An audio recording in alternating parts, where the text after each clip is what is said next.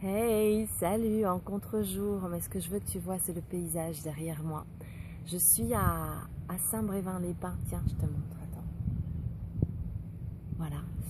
Et à une heure bien matinale, j'ai envie de partager avec toi un extrait, toujours du livre secret de Yeshua, que tu ne vois pas du coup, puisque je suis en contre-jour, tome 2, écrit par Daniel Meroy.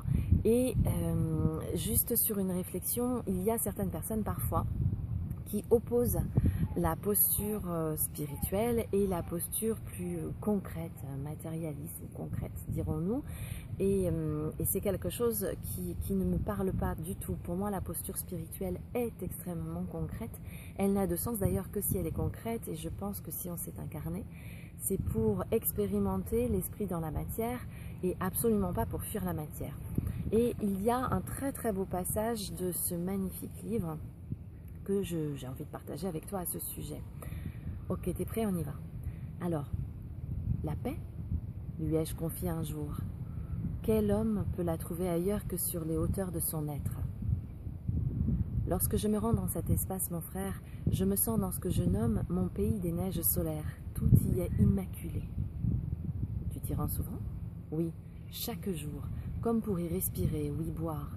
Mais je n'y demeure pas longtemps parce que je ne veux pas m'y abriter. Parce que j'ai fait le vœu de demeurer homme de ce monde, tant que mon corps m'y portera. Il fut un temps, vois-tu, où j'ai vécu parmi les ermites, les ascètes et les méditants. Il en était de remarquables par leur pureté, mais je dois te le dire, la plupart de ceux qui, au creux de leurs prières et méditations, pensaient prendre refuge dans la paix, se cachaient dans leur paix à eux, et s'y endormaient, et rêvaient de leur réalisation sans voir que l'horizon continuait de fuir. C'étaient de belles âmes. Cependant, les plus belles âmes ont aussi le talent et la liberté de tisser elles-mêmes les filets de leurs plus beaux pièges. Il existe une forme de paix que j'appelle la paix froide. Elle est la fille d'un résidu d'égoïsme, de repli sur soi qui, quoique bienveillant, trahit l'ombre d'une dernière peur. C'est l'absence des relents sournois d'une telle peur qui fait que celui qui se tient au plus près du vivant, et donc de lui-même, ne peut rester indifférent aux difficultés d'une terre, d'un pays, d'un monde.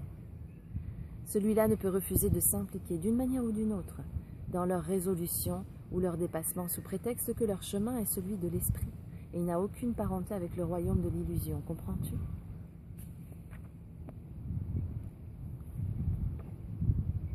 Le chemin de l'esprit ne saurait être réservé à ceux qui vivent en position de confort sur les rives de leur lac intérieur sans avoir à affronter les questions de la vie à la base même de celle-ci.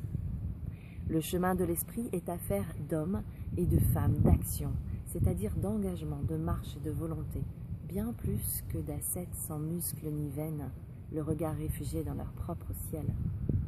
Tout refuge a ses limites.